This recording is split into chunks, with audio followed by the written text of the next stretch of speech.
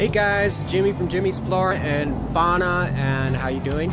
I just wanted to show you guys I caught a soft-shelled turtle. This is a Florida soft-shelled turtle, and he's pretty cool. He was sitting outside by the side of my work, and I just thought I'd show you guys real quick. And they're pretty cool. I believe this is a female because she doesn't have a concave plastron. This is the plastron here, and she has a large, thick tail, which generally is a sign that she lays eggs. And she's very calm and very collective acting. I think she's annoyed because she left the water and she doesn't know where she's going, so she's kind of wandering down the road, so she wound up by my work. So she's very cool and very I wish I could take her home because she's got such a good personality, but I think we're gonna go find a spot for her and let her go. And so anyways, I just thought I'd show you guys, and I'd like to post it.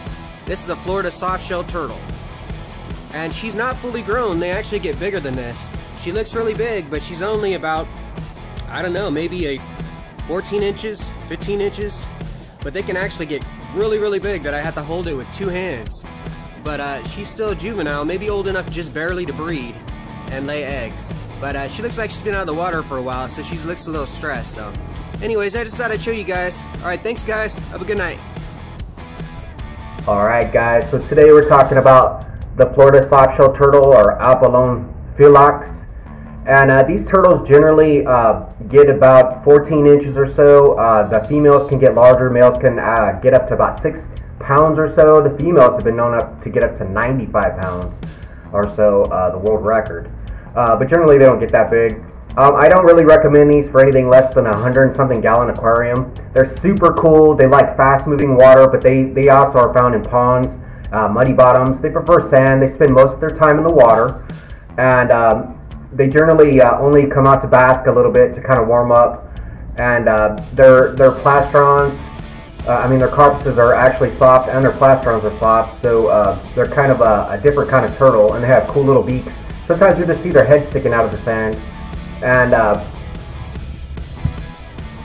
the Florida varieties, actually generally they have spots on them, but they generally come in like an olive to gray color, maybe even brownish.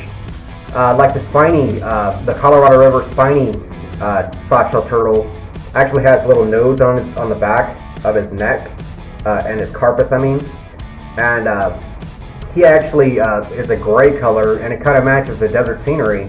So here we have, generally when they're younger, they're spotted, and they have kind of a little ring around them, and then they get older, it kind of fades. They can stand up to predators a little bit better. They're super carnivores. They love to eat fish, crustaceans, insects, probably even baby birds if they can catch them, if they fall in the water. They're pretty easy to take care of. They're very cool. They're one of the most coolest turtles that I've ever kept. They're really cool. I seen a race one time. Somebody brought a bunch of other turtles, and somebody brought a soft-shelled turtle, and the soft-shelled turtle won instantly. He instantly ran out of the circle, so he beat all the other turtles. So they're really cool. They have a lot of personality for a turtle. They're fairly active. They interact with you. They'll eat right out of your hand. But like I said, I recommend them mostly for an outdoor pond because they get really large. But they're really cool if you put a little fence around it. I've kept them outside before, the baby ones. I've kept spinies before. So they're really not hard to take care of. It's just you got to make sure they're okay and they're all getting their food. If you keep them in a group, sometimes they outcompete each other. But other than that, they're super easy to keep.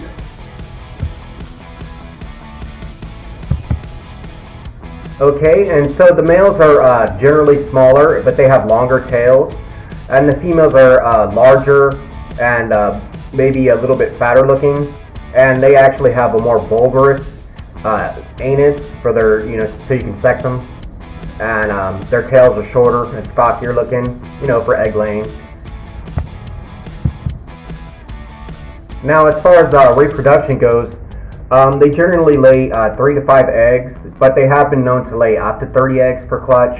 And they generally, the female will lay them in a sandy area that's slightly moistened, usually like a little beach area, sometimes in muddy zones, but they try to keep it from getting too wet because the eggs can drown.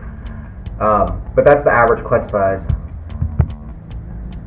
But other than that, some people would consider them hard to keep species because of their size and their extreme filtration needs. I really, in anything less than a 100-gallon aquarium for one turtle, maybe two if they're subadults. But I really would recommend them for outdoors. They're really, really cool, and they look cool. They'll come right up to you, eat out of your hand. You really couldn't do any better than a soft-shell turtle. So I highly recommend them, especially if they're babies. If you don't think you can handle them when they're older because of their size, they are in North America. They're one of the largest turtles in North America. That's freshwater. So, you got to be ready to take care of that and to deal with that problem. So that's where people usually lose them. They try to get rid of them or let them go somewhere. You don't really want to do that. I mean, if you're in Florida, it might not be as bad because you're actually reintroducing it, but you're introducing possible diseases into the natural environment. So you have to be careful about that. And people do that a lot these days. We have a lot of invasive species of turtles in different places across the United States and the world now because people keep letting them go. They think they can handle them, they get these cute little turtles, and then they eventually don't want them.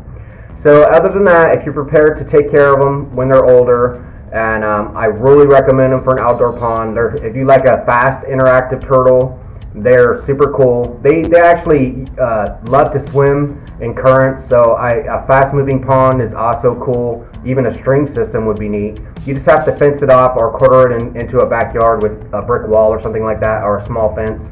And generally you want to keep your dogs out because they would eat them like they're chew toys.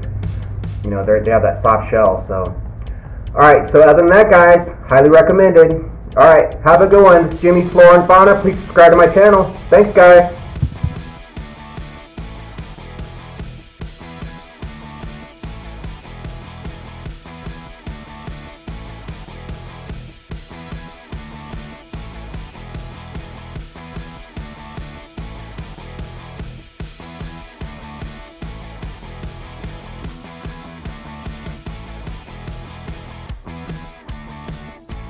Hey guys, Jimmy from Jimmy's Flora and Fauna. Please buy my new book. It's called DIY Do-It-Yourself Nano Reef Handbook, and I'm selling it for $23 online. You can find it on Amazon.com and BarnesandNoble.com, and or you can email me, and I will be happy to send you out a copy. All right, thanks, guys.